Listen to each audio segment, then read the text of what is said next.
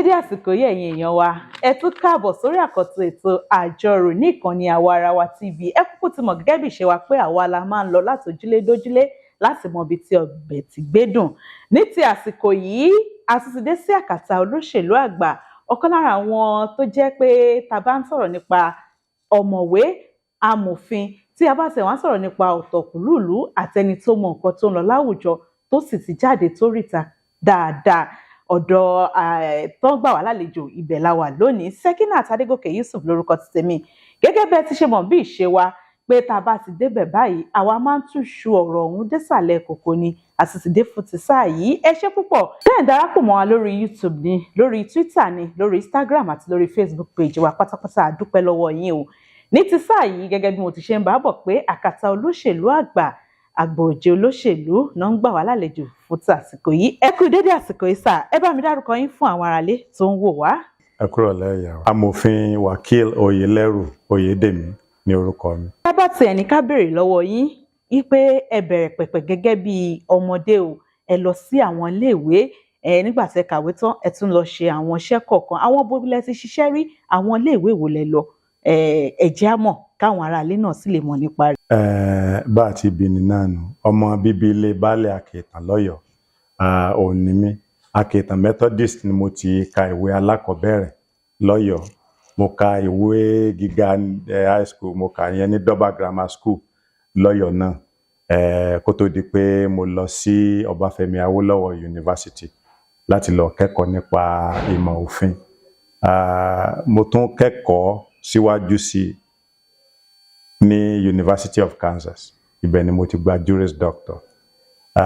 Then mo lọ sí University of Kansas ni mo ti gba Juris Doctorate. University of Houston ni mo ti gba Master's Degree in Law.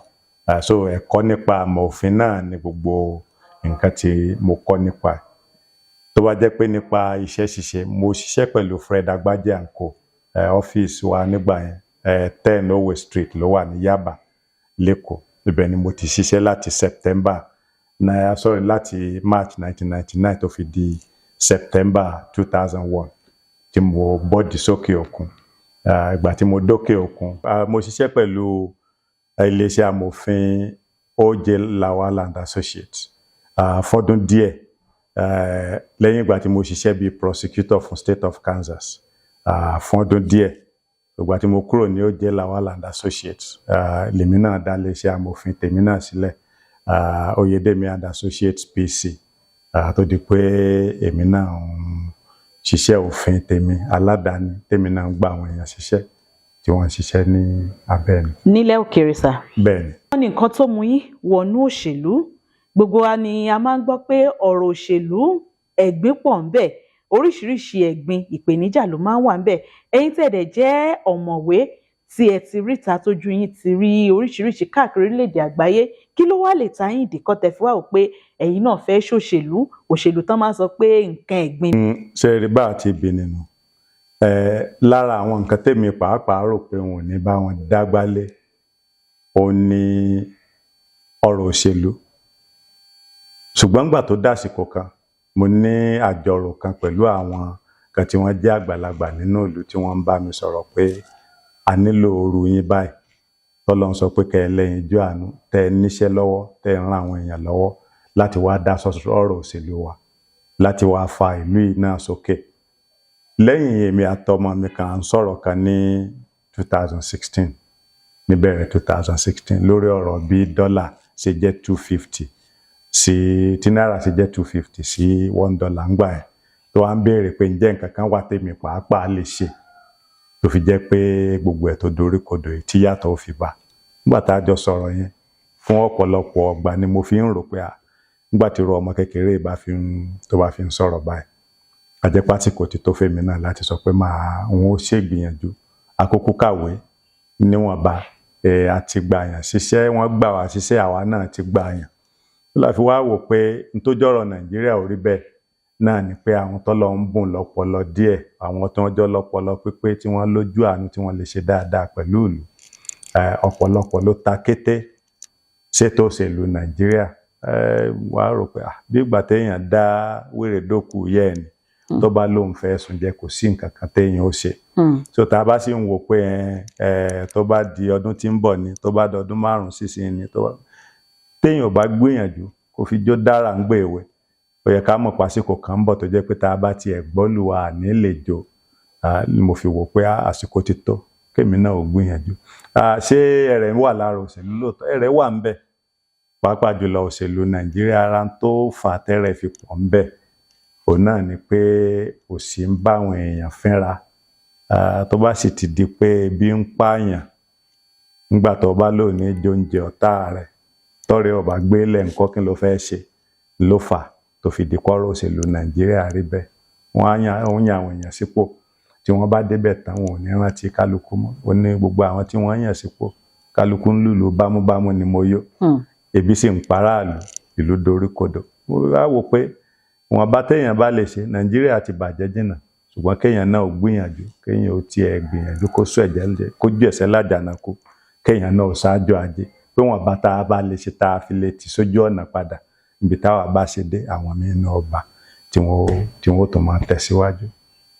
Ǹjẹ́ a tiẹ̀ lè rí àyípadà nínú òṣèlú ilẹ̀ Nàìjíríà yàtọ̀ sí bó ti ṣe ń bọ̀? Alákọ̀ọ́kọ́ ní tó lè jẹ́ òyípadà náà ni pé àwọn tí wọ́n jọ lọ́pọlọ pípé, tí wọ́n ti ní ìrírí, tí wọ́n ti káàkiri, tí wọ́n ti rí bí wọ́n ṣe ń ṣe ní àwọn ìlú tó ti dáa, kí wọ́n ó dá sọ́rọ̀ òṣèlú. N tó tún tẹ̀lé òun náà ni pé àwọn tí wọ́n bá yàn sípò, kí kálukú rántí pé kódà bóyá èèyàn lo 20 ọdún, kó lo 40 ọdún, nígbà tó bá dijọ́ kan àtẹni tó kú àtẹni tó sọnù ó padà pàdé. Kí kálukú ó máa lùlù bámúbámú ni mo yó mọ́. Torí téèyàn bá wà ń bẹ̀, kò ṣe dáa ni, kò ṣe dáa ni, kò sáṣègbè kankan bì kan, àṣepamọ́ ló wà. Tí kálukú bá ń rántí gbogbo nǹkan báyìí, àyípadà ó wà, ṣùgbọ́n ètò ṣe kókó ń bẹ náà nípa àwọn tí wọ́n bá nífẹ̀ẹ́ ìlú, tí wọ́n sì lè ṣe dáadáa, kí wọ́n má dágunlá sọ̀rọ̀ òṣèlú, torí dídágunlá gbogbo kálukú iná ló fà tí gbogbo ẹ̀ fi polúkúrú muṣu báyìí. Àwọn ẹ̀gbin kan tára kọ̀ tó kàn tiẹ̀ wá mú yín wò pé mi rò pé mi ò lè tẹ̀síwájú ní òṣèlú yìí mọ́. Ṣé rí ẹ̀gbin téèyàn ti rí pọ̀. Ara àwọn ẹ̀gbin tó wà ń bẹ ni pé ṣé ẹ mọ̀ pé àwọn ìlú tó ti gòkè tá ń pè ní advanced country bíi US ni, bíi United Kingdom ni, àwọn aráàlú ní máa dáwó tólùdíje ó fi dìbò. Kódà tó o bá mówó lápò ara ẹ, tó o bá fi kún tó o fi ń dìbò, o gbọ́dọ̀ ṣe àkáǹtì ẹ̀ pé nínú owó àpò ara mi o, mo yá campaign mi o. O gbọ́dọ̀, aráàlú ni ó máa contribute. Ṣùgbọ́n níbi tá a wà yìí, ìwọ tó o bá jẹ́ candidate, ó kọjú sí, tó o bá jólùdíje, ó kọjú sí o fẹ́ díje, ó tún máa ṣe ọ̀pọ̀lọpọ̀ bùkátà lẹ́gbẹ̀ẹ́gbẹ́. Lẹ́yìn ìyẹn, ọ̀pọ̀lọpọ̀ àwọn èèyàn tí wọ́n járàlú pàápàá, oníkálukú ń du tiẹ̀ ní ṣàṣà èèyàn ló jẹ́ pé yóò máa rántí pé tẹ́ ẹ bá wọlé, ẹ ṣe léyìí, ẹ bá wa sọ̀nà, ẹ bá wa ṣe ná, ẹ bá wa sómi. Ọ̀pọ̀lọpọ̀ ń tó máa gbọ́ náà ni pé ó ṣe léyìí fún mi, ó ṣe tọ̀hún fún mi, tó fi jẹ́ pé gbogbo kálukú ò wá ronú pé bó nílùú ó ṣe gòkè mọ́. Àpò ara kálukú, ẹnu ara kálukú ni kálukú ń dù. Kí ló sì fà tó fi rí bẹ́ẹ̀? Náà ni pé tí wọ́n bá ti yan àwọn èèyàn sípò mọ́ tán, oníkálukú ò ní rántí aráàlú mọ́. Kálukú náà ni ó máa sọ pé àwọn ti dọlọ́gbọ́n. Nígbà tó sì jẹ́ pé àwọn tí wọ́n járàlú, àwọn náà ni wọ́n gbé kòkò dégbò òrò tó fi dohun àkúnlẹ̀bọ̀. Àwọn náà wàá wò pé ìwọ̀n bá táwọn bá jẹ ń bẹ̀ kí lágbájá àbí támọ̀dù tó dépò, iná ni tàwọn. Ló fi fà á tó fi jẹ́ pé gbogbo àwọn ẹ̀gbin yìí ó wà ń bẹ. Ṣùgbọ́n pé tí màá fi wò pé ǹtí ẹ̀ ṣòṣèlú mọ́ rárá, tèmi tí n bá dojú kọ nǹkan, mi sábà wẹ̀yìn pé àbí torí pé wàhálà wà ń bẹ, àbí torí pé dààmú wà ń bẹ, ní bá fi ní ṣe mọ́. Iṣu atẹnumọ́rìn ìjóná lọ́rọ̀ mi o. Èmi sábà wẹ̀yìn tí n bá ń gbìyànjú lórí nǹkan. Mo sì mọ̀ pé lágbára Ọlọ́run, dúndùn lọ́sàn ó padà so. Tí ẹ ní kí á béèrè lọ́wọ́ yín, jẹ́ mọ́ ẹkùn ìdìbò yín dáadáa. Kí làwọn nǹkan tó jẹ́ nǹkan tó ń jẹ ẹkùn ìdìbò yín níyà? Kí làwọn nǹkan tẹ́ ẹ rí pé ó kù díẹ̀ káàtó lẹ́kùn ìdìbò yín? Ṣé rí ẹkùn ìdìbò wa, Afijio, Atiba, Ọ̀yọ́ East, Ọ̀yọ́ West, lẹ́kùn ìdìbò wa. Ṣẹ́rẹ́kùn ìdìbò gbogbo àwọn ìjọba ìbílẹ̀ mẹ́rẹ̀ẹ̀rin tá a kà àrùn kan náà tí ń ṣogójì ní sọ̀ọ́dúnrún ohun tí ń ṣàbọ̀yàdé wa gbogbo ọlọ́yà ní í ṣe. Iná wa ò gbádùn ó ti dorí kodò. Gbọ́ tó bá yá wọn láwọn kan ń tan náà sẹ́yìn àwọn kan ń tan náà Òṣogbo. Wàhálà wà ń pa náà Ọ̀yọ́. Ìlú tí ń gbìyànjú lórí ẹ̀ ṣùgbọ́n títí dìsìn kò tí ì fẹnu múra wọn. Lómi ẹ̀rọ táràlú lè sọ pé ó ń ṣiṣẹ́. Omi Erelú ti dorí kodò láti ó ti lé lógún ọdún. Ara àwọn ẹ̀yà tí ń jẹ wá nìyẹn ní 21st century. Ilé ẹ̀kọ́ dorí kodò òun ló tiẹ̀ jẹ́ kókó fèmí jù torí mo mọ̀ pé tèmi náà bá láǹfààní láti lọ sílé ẹ̀kọ́ n ò ní dẹni tí ó máa sọ pé mo fẹ́ dìde dupò. Bọ́rọ̀ ilé ẹ̀kọ́ wa ó ṣe kókó tí ọmọ àtọ́jẹ́ pé àtọmọ olórí àtọmọ ẹlẹ́mù náà ni ó lè máa lọ iléèwé tó gbádùn. Ìyẹn wà ń bẹ ọ̀nà ó dá. Tẹ́ bá dọ́nà gbòòrò wa gan yàtọ̀ fún ti gbèríko ẹbẹ́ débàdàn ẹbẹ́ dógbòmọ̀ṣọ́ ara àwọn nǹkan tó jẹ́ pèníjà fún wa nìyẹn. Àwọn aṣòfin yálà ọmọlẹ́gbọ̀n aṣojúṣòfin ni àbí ilé-ìgbìmọ̀ aṣòfin àgbà tí wọ́n bá sọ̀rọ̀ wọn ní ọ̀rọ̀ ká dá títì ká ṣe ná ká ṣomi ká ṣe gbá ká ṣàwò kì í ṣe ti iṣẹ́ aṣòfin. Èyí tẹ́yìn dẹ̀ ń sọ ní ìsìn ẹ̀ ń jẹ́ kó yé wa pé bẹ́ẹ̀ bá láǹfààní láti débẹ̀ gbogbo ẹ̀ lẹ́ máa kó papọ̀ ǹjẹ́ ó rọrùn bí báwo lẹ ṣe fẹ́ ṣe é? Tó ṣẹlẹ̀ ni pé ìyàwó lòun ò ní gbà òun ò láwo. Ìyàwó sọ pé owó lòun ò ní. Tó bá mówó dọ́jà wọn ò tàgbà fún wọn ò tàwó fún. Wọn ò sọ pé kò yé àwọn tó jẹ́sẹ̀ aṣòfin.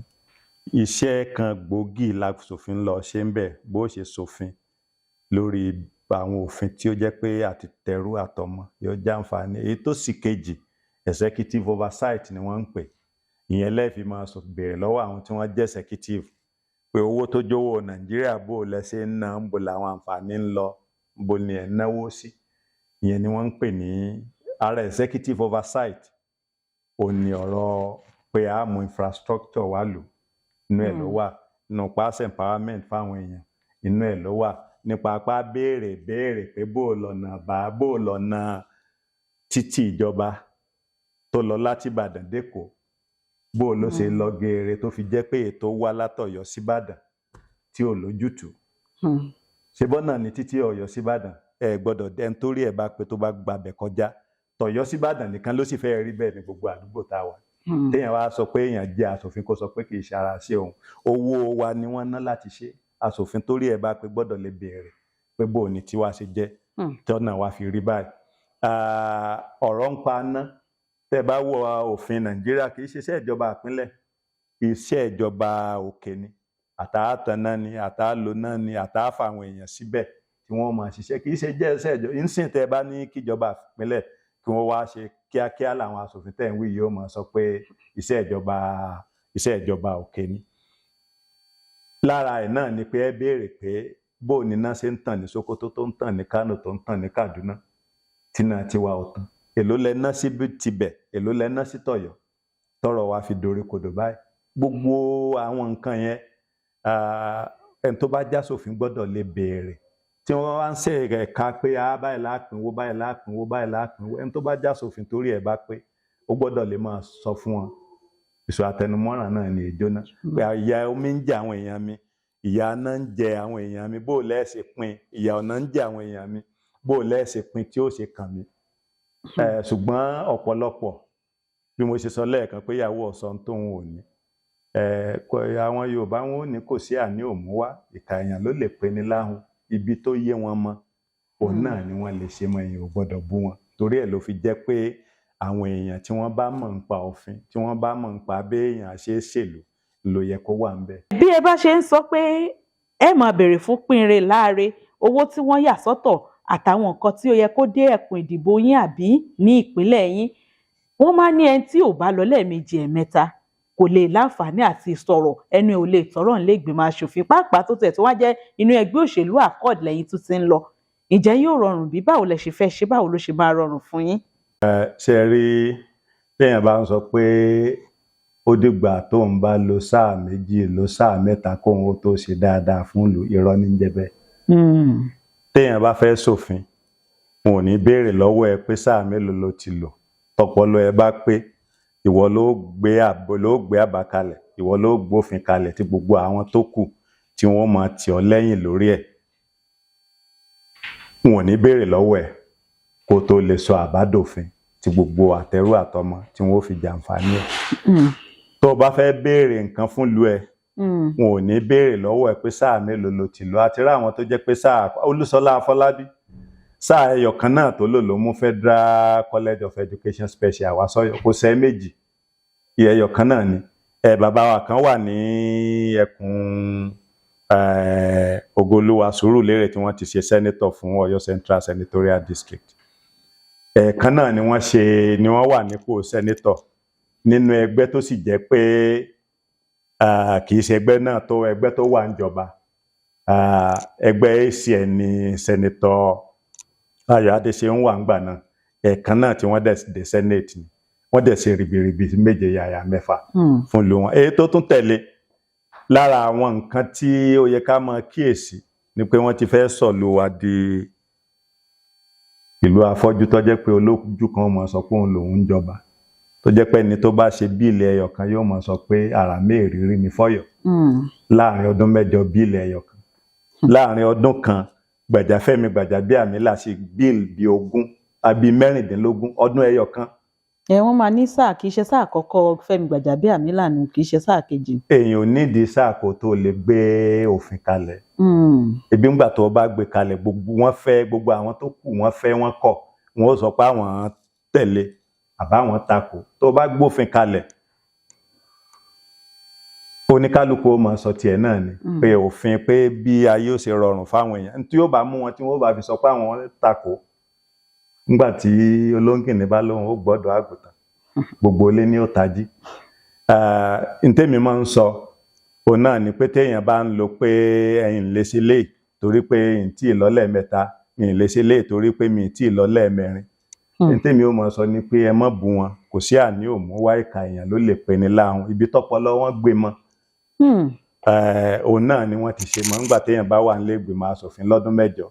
Ẹlòmíín wà tí ò tiẹ̀ múùfù motion kankan, ẹlòmíín wà tí ò ṣe bíìlì ẹyọ kan. Téèyàn bá wà ń bẹ̀ láàrin ọdún 8 tó jẹ́ pé n tó ṣe lọ́dún 8 kò tó ń tí aṣòfin míì ṣe ní ọdún kan.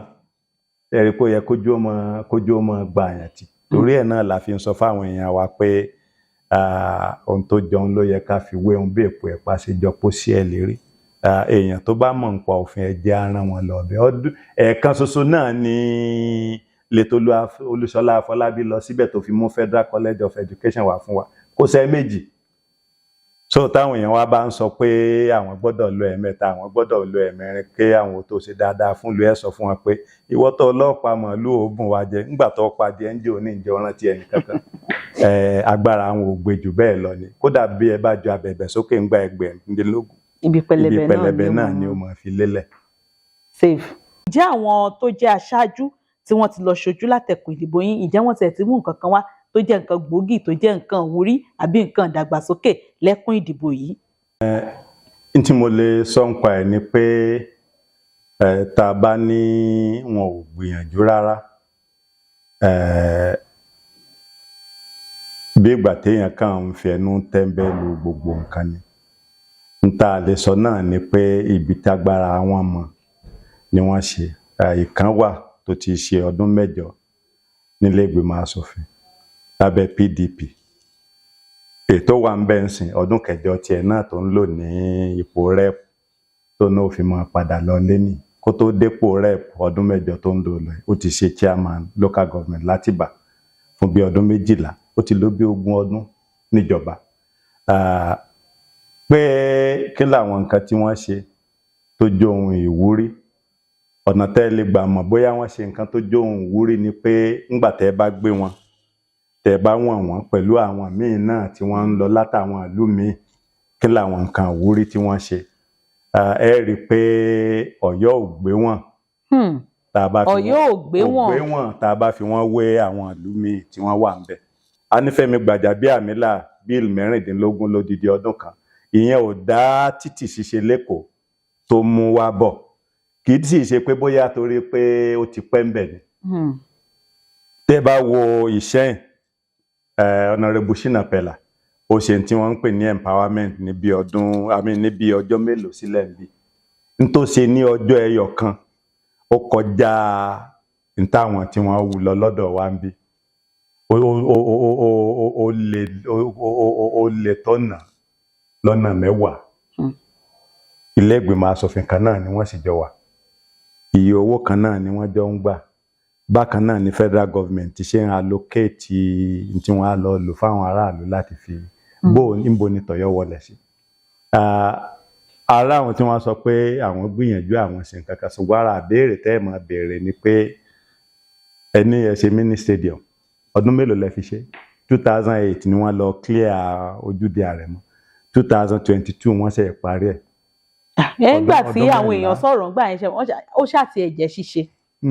Ṣe wàá mọ̀ pé ara tí mo fi sọ pé Ọ̀yọ́ ti fẹ́ dìlú afọ́jú tó lójú kan mọ̀ sọ pé òun lọ́ba. Ìbéèrè tá a máa béèrè náà ni pé ṣé bẹ́ẹ̀ la máa bá lọ. Ìyẹn alákọ̀ọ́kọ́. Èyí tó tẹ̀lé ni pé tẹ́nìkan bá ti lò bí 20 ọdún níjọba tá a bá ń sọ pé àwọn ọmọ tiyín náà ṣoríire àwọn ọmọ tiyín náà ga nígbà tẹ́nìkan bá ti lò bí 20 ọdún níjọba ìyẹn Honorable Hakeem Adéyẹmí ó ti ṣe chairman local government fọdún 12 skimẹ̀ ó ti ọdún kẹjọ tó ń lò ní rep tí ó fi mọ́ padà lọlé ó ti lò bí 20 ọdún. Now èyí tó tún tẹ̀lé ni pé. Ẹ má mọ̀ gbàgbé àwọn náà mọ̀ ń díje ẹ wá ní tí wọ́n fi mọ́ padà lọlé báyìí. Bẹ́ẹ̀ni ṣe rí Ọ̀yọ́ àtàfijó ní sùúrù ni kì í ṣe pé wọ́n gọ̀.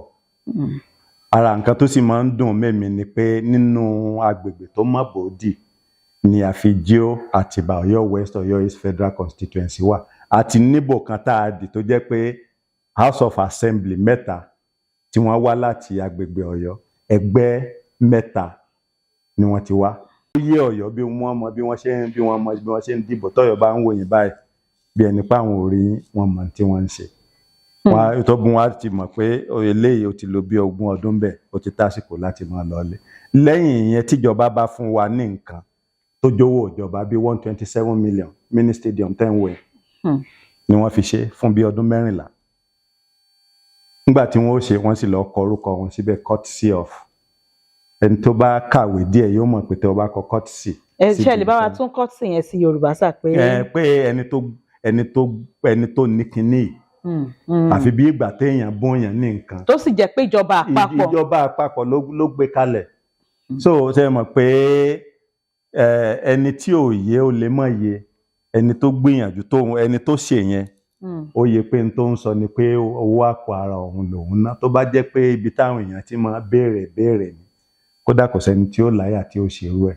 Nígbà tó lọ Afọlábí gbé Federal College of Education wá kò sẹ́ni kankan tó sọ pé Federal College of Education courtesy lè sọ pé òun ló facilitate ẹ̀ ṣùgbọ́n òun ò lè sọ pé courtesy. Àwọn ibi tí ó ti máa dùn yàn náà nìyẹn pé bọ́yọ̀ ṣe gbọ́n tó bọ́yọ̀ ṣe láwọn èèyàn tó kàwé tó ṣe ń tó kàn nú ọ̀rọ̀ wa ni tó fi jẹ́ pé àwọn èèyàn tí wọ́n bá ṣe bíìlì ẹyọ kan láàrin ọdún 8 ni wọ́n mọ̀ sọ pé àwọn ni. Gbogbo wa la mọ̀ pé lórílẹ̀‐èdè Nàìjíríà bí ò bá ṣẹgbẹ́ òṣèlú APC ó gbọ́dọ̀ ṣe PDP láàrin ẹgbẹ́ òṣèlú méjèèjì yìí ni okùnfà ọ̀rọ̀ ọ̀hún máa ń fẹ́ já mọ́ lọ́wọ́.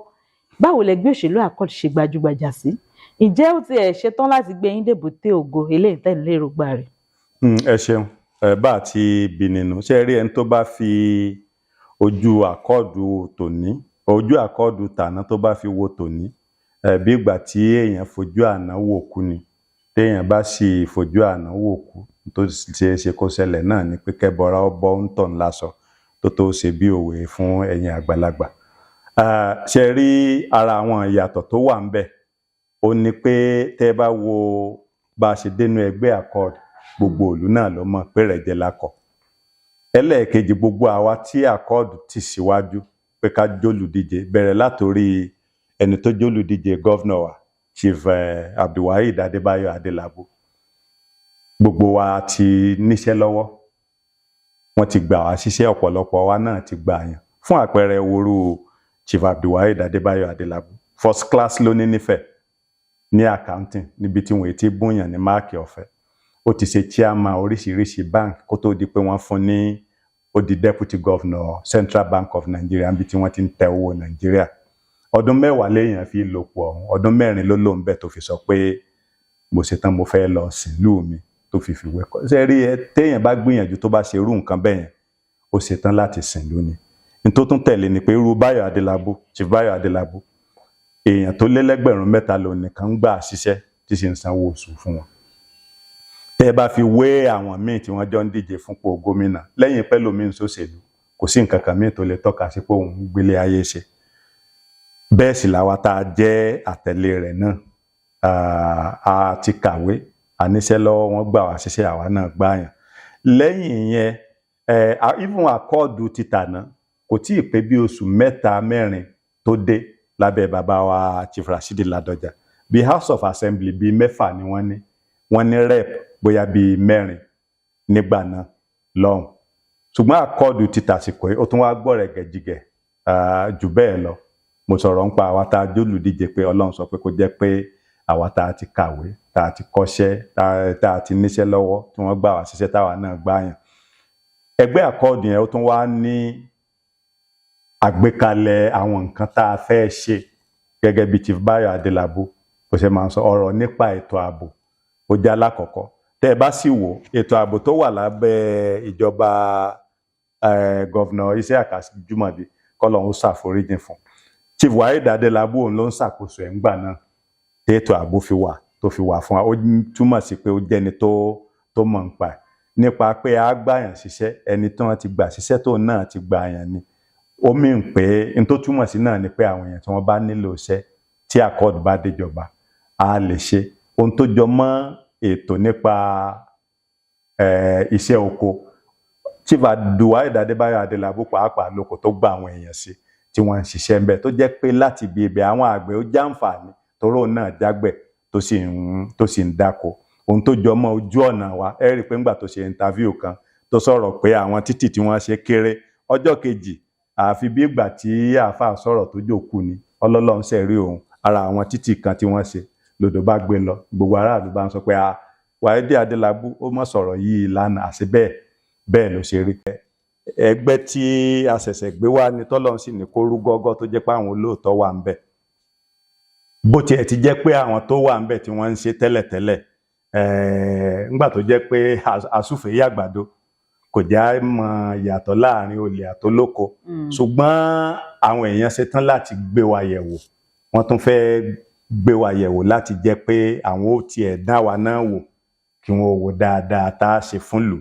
Torí ẹ̀ ní àkọọ́dù fi jẹ́ ẹgbẹ́ tí gbogbo èèyàn tẹ́wọ́ gbà pé ẹ̀yin tẹ́ ẹ tún dé títí yín yàtọ̀ tẹ́ wọ́n bí yín o ẹ̀yin náà túnra yín bí sẹ́yìn mọ̀ pé kéèyàn ó gbìyànjú fúnpò kò tó kéèyàn ò débẹ̀ kọ́ máa lò. Èèyàn gbọ́dọ̀ níwà rẹ̀ kó tó sọ pé ó ṣàwúre kó ọmọ bá aṣọ lóògùn dèké. Gbogbo àwa tá a wà nínú ẹgbẹ́ àkọọ́dù àwa tí Ọlọ́run ti sọ pé ká tilé rẹ̀ wá àwa náà túnra wa bí a sì níwà rẹ̀ kó tiẹ̀ tó di pé èèyàn sọ pé òun ó ṣàwúre ní sọ lóògùn dèké á ṣe dáadáa pẹ̀lú àwọn èèyàn wa àwọn náà sì mọ̀.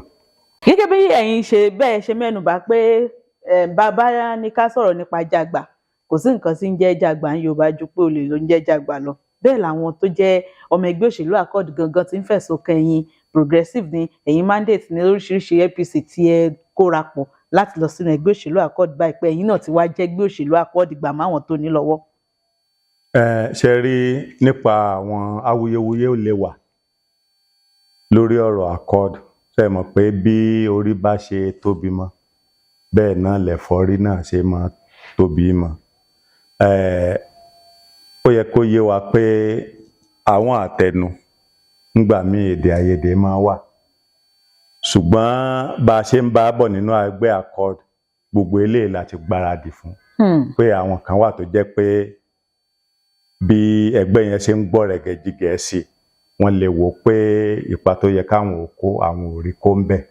Ṣùgbọ́n lára àwọn nǹkan tá a mọ̀ òun náà ni pé tí náà bá láwo kò lè gòkè odò. A mọ̀ pé kì í ṣe àwọn ọmọ ẹgbẹ́ àkọọ́dù nìkan ló wà nídìí gbogbo àwọn wàhálà tá à ń sọ yìí. Ọ̀pọ̀lọpọ̀ nú àwọn tí wọ́n ń bá wa díje tí wọ́n sì rí pé ẹgbẹ́ yìí ń gbọ́ rẹ̀gẹ̀jìgẹ̀ wọ́n wà lára àwọn tí ń lọ ń fínná sáwọn kan nídìí pé tẹ́ bá ṣe báyìí tẹ́ bá rí dàrú. Tí ó sì yé wọn ni pé ilé tí Olúwa bá mọ kò sẹ́ni kankan tó lè dáwó bá a ṣe débẹ̀ a débẹ̀ nítorí pé akọ̀rẹ́ jẹ nígbà tá a sì débẹ̀ ààrẹ nìkankan jẹ tá a dénú accord a sì gbogbo kálukú náà la sì ń bá ṣàjọṣepọ̀ pé tó àtònílé ni àtàlejò ní nǹkan kan náà ni gbogbo wa ká ṣe dáadáa fún ìlú òun náà ni nǹkan tá à ń fẹ́ ṣùgbọ́n gbogbo ìpèníjà tó wà Ọlọ́run sọ pé kí ká máa borí ẹ̀ ẹnìkan kan ò lè sọ pé àwọn tó wá láti APC lọ jágbà nínú accord ọ̀nà méjì lèèyàn fi lè di candidate primary ó lè wáyé ìwé tí ó wáyé ní ẹgbẹ́ tá à ń sọ yìí ìgbà míì ẹgbẹ́ ti lè forúkọ àwọn èèyàn sílẹ̀ tó jẹ́ pé ńgbà tó bá yá wọn á padà ṣe substitution gbogbo ẹgbẹ́ ní sí òfin wá fààyè gbà ńgbà tá a dénú accord ọ̀pọ̀lọpọ̀ tí wọ́n fún ní ticket ni wọ́n ṣe substitution fún wọ́n pààrọ̀ orúkọ wọn pé tó fún àpẹẹrẹ eré tó ṣẹlẹ̀ pẹ̀lú ti Bayo Adelabu ní gbangba Liberty Stadium lálò ní gbangba lẹ́yìn tó jẹ́ pé orúkọ ẹ̀ ti wà ń bẹ̀ tẹ́lẹ̀ fi sọ pé òun fà lé ti Bayo Adelabu lọ́wọ́ ìyẹn ṣe jágbà ẹni tó kọ ẹ̀ wà ń bẹ̀ tẹ́lẹ̀ ló fi tọkàntọkàn sọ pé tó bá délé yìí àkọọdù lè wọlé ju pé kó jẹ́ pé mi tí mo sì mọ̀ pé tí Bayo Adelabu bá fi wọlé o gbogbo aráàlú àtẹ̀mí náà láàjọ jàǹfààní ẹ̀ bẹ́ẹ̀ náà ló ṣe ṣẹlẹ̀ pẹ̀lú ọ̀pọ̀lọpọ̀ àwọn tó jólùdíje kò ń ṣe pé bóyá rẹ̀ jẹ́ wà ń bẹ̀ àbí bákan ṣùgbọ́n ṣe mọ̀ pé ńgbà míì tí àwọn èèyàn bá ti rí pé ògiri fẹ́ lanu wọn ò fẹ́ kí aláǹgbá ráyè wọbẹ̀ ṣùgbọ́n àwa tí a wà ní accord gbogbo eré tí ajá wọn ti fogún ọdún sáìrìn fàájì lọ́lọ́run kò fún wa Ọlọ́run ti ní ká ti lè ronú kọjá táwọn ṣẹ̀ṣẹ̀ ń rò pé bóyá táwọn bá fọ́ ẹgbẹ́ accord táwọn bá bẹ̀rẹ̀ rúmọ̀ táwọn bá sọ oríṣiríṣi bóyá ẹgbẹ́ yìí kò ní Ọlọ́run ló mọ̀ sọ pé ẹgbẹ́ tí ó ní tẹ̀síwájú tá a ṣe dáadáa pẹ̀lú ìlú ni. Tí a bá ní kí ìfọ̀rọ̀wánilẹ́nuwò yìí kó máa lọ àní dìde torí bí àwọn ẹ̀wọ̀ èdè àwọn Yorùbá yẹn bó ṣe ń wọlé ó jẹ́ nǹkan tí ó ń wúyàn lórí púpọ̀ tọ́ ẹ bá mi bá àwọn ará ìkùndìbò yín sọ̀rọ̀ ìdí tó fi yẹ kí wọ́n dìbò fún yín àti wípé àti máa ṣe bọ̀ yín nínú òṣèlú. ẹ ṣeun atọ́kùn ẹ̀yin èèyàn wa láti agbègbè ìdìbò Afijio Atiba Ọ̀yọ́ East Ọ̀yọ́ West ọmọ yín Wakil Oyeleru Oyedemi ni àwọn ẹ̀bẹ̀ kan mo fẹ́ bẹ̀ wá kẹ́ dákun kẹ́ tì mí lẹ́yìn kẹ́ dìbò fún mi iṣẹ́ tí mo fẹ́ kẹ́ gbéràn mi níṣẹ́ òfin ṣíṣe Ọlọ́run sì sọ pé kí n fi ọ̀pọ̀lọpọ̀ ọdún kọ́ nípa ọ̀rọ̀ òfin iṣẹ́ amòfin náà ni mò ń ṣe tí mo fi ń jẹun tí mo sì fi ń ṣe dáadáa fún ìlú tó nípa pé ká sọ pé a fi ìka tó tọ́ sí mú a fi re mú tẹ́ ẹ bá gbé mi wò yàtọ̀ sí gbogbo àwọn tá a jọ ń díje ẹ sọ pé Ọlọ́run sọ pé kémi ò mọ̀ nípa iṣẹ́ yìí mo ti kẹ́kọ̀ọ́ nípa ẹ̀ tó pọ̀ ju tọ̀pọ̀lọpọ̀ lọ èyí tó tún tẹ̀lé a ní ká béèrè nípa àti máa ṣe bọ gbogbo kálukú lẹ́yìn pé mo kàwé mo ń ṣe dáadáa fún ìlú nípa pé ká ran ọmọlàkejì lọ́wọ́ ọmọléèwé jẹ gbèsè ní a bá wọn san èèyàn fẹ́ lọ law school tá a sanwó ribiribi láti lè fà wọ́n gòkè ìyẹn náà kọ́yọ̀ ó lè gòkè ni à ń lọ sí ilé ìwòsàn láti ran àwọn èèyàn lọ́wọ́ àwọn tó ṣẹ̀ṣẹ̀ bímọ tá à ń ṣe dáadáa fún wọn pé kí wọ́n lè rógùn tọ́jú ọmọ wọn àbí ká sanwó ilé ìwòsàn fún wọn àbáwọn míì náà tó jẹ́ pé wọ́n bá nǹkan míì lọ sí ilé ìwòsàn tá à ń sanwó wọn pé kí wọ́n lè jáde àbá ń lọ sí ilé àwọn ọmọ tí ò ní ìyá tí ò ní bàbá tá à ń ṣe dáadáa fún wọn láti fi ṣe àtìlẹ́yìn tá à ń ṣe fún abọ́rọ̀ ń pa eré ìdárayá pẹ̀lú cup tá a gbé sílẹ̀ Oyedemi senatorial cup tó jẹ́ pé kò sí èyí tó tí ì lè bá ní gbogbo àwọn tó kù tọ́lọ́run sì ń sọ pé kí àwọn ọmọ ó máa tibẹ̀ kí wọ́n máa gòkè ṣé yẹn la fẹ́ sọ àbí títọ̀yọ́ Mèsì FM tó jẹ́ pé mẹ́rìírí ló jẹ́ fọ́yọ̀ tí mo ronú pé Ọ̀yọ́ náà gbọ́dọ̀ nílé iṣẹ́ àdáni rédíò tiẹ̀ ó sì dùn mọ́ wa pé Ọlọ́run fún wa ṣe yóò fún wa ṣe jálẹ̀ tá a bá ro gbogbo àwọn eléyìí pọ̀ ẹ rí i pé ẹni tí Ọlọ́run ní kó fẹ́ràn ìlú ẹ̀ tí ò wo èérí tó wà ńbẹ̀, tí ò wo àwọn wàhálà tó wà níbi kéèyàn ò fẹ́ fàlú gòkè tá a sì ń ṣe dáadáa fúnlùú, òun ni mí. Gbogbo kálukú náà ló mọ̀ pé léèrè ni mo ti wá, wọ́n bí mi, èmi náà tánra mi bí. Ṣùgbọ́n tí iṣẹ́ tí mo fẹ́ kẹ́ ẹ gbé rán mi, ọ̀nà tó pọ̀ ni mo fi yàtọ̀ gédégédé fáwọn tá a jọ ń díje. Ẹ rí i pé àwọn míì ti lò bí ọdún mẹ́jọ, èyí tó wà ń bẹ̀ ń sìn ó ti lọ ọdún 12 gẹ́gẹ́ bí chairman local government kó tó di pé ó tún lo ọdún 8 yìí lọ ní ipò aṣojúṣòfin rep fún Afijio, Atiba, Ọ̀yọ́ East, Ọ̀yọ́ West. Àsìkò ti tó láti dẹ́lòmíì wò tí ó ṣe dáadáa fúnlùú. Ẹ̀bẹ̀ tí mò ń bẹ̀ yín òun náà ni pé kí n jẹ́ ẹni tí ẹ̀ẹ́dánwò tẹ̀sí mọ̀ pé tí n bá débẹ̀ ọkàn mi balẹ̀ pé n ó ṣe dáadáa fún yín. Ètò nípa ètò ẹ̀kọ́, ọ̀rọ̀ nípa ètò ẹ̀kọ́ wa tó dorí kodò, èmi ó gbìyànjú láti rí i pé owó tó wọ́n ń yà sọ́tọ̀ ní federal ó pọ̀ sí ju ti tẹ́lẹ̀ lọ.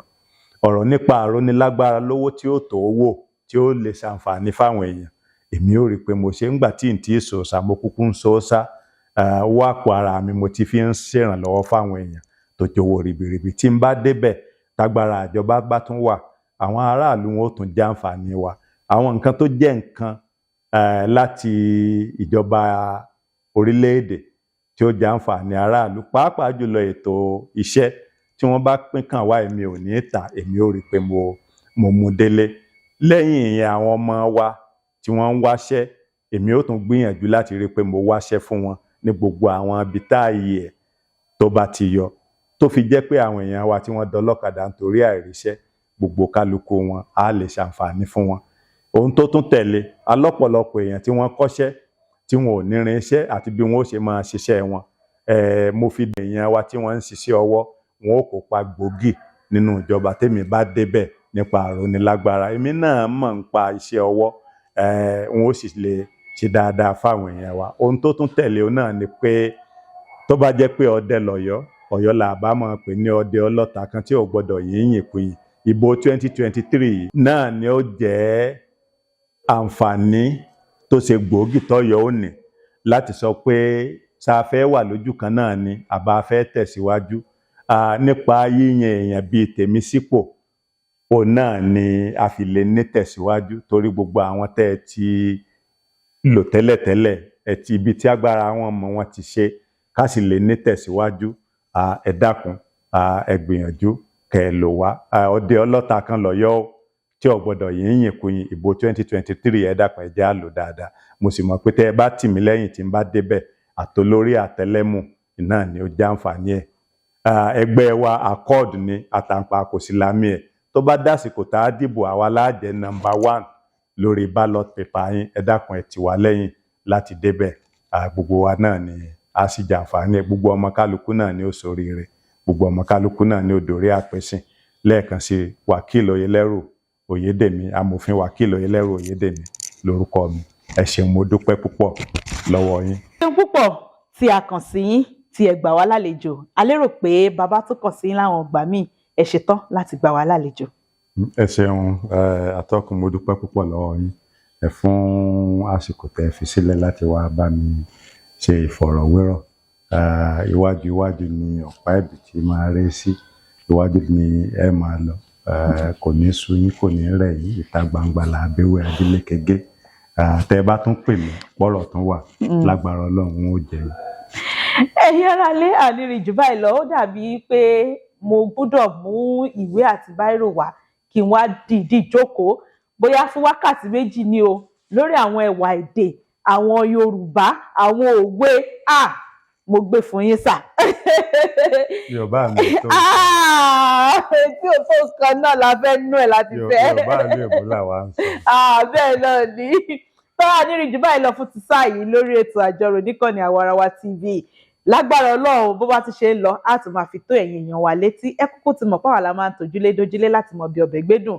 Fún gbogbo ẹ̀yin tẹ́ bá lóhun kan tàbómi tẹ́ fẹ́ fi tó wa létí, ẹ lè pè mí sórí nọ́mbà yìí tàbí kẹ́ fi àtẹ̀jíṣẹ́ ṣọwọ́ lórí 0 37 37624. Sekinat Adégòkè Yusuf lórúkọ tèmi. Ẹ ṣé púpọ̀ tẹ́ ń darapọ̀ mọ́ wa ní gbogbo ìgbà. Ó dìgbà kan.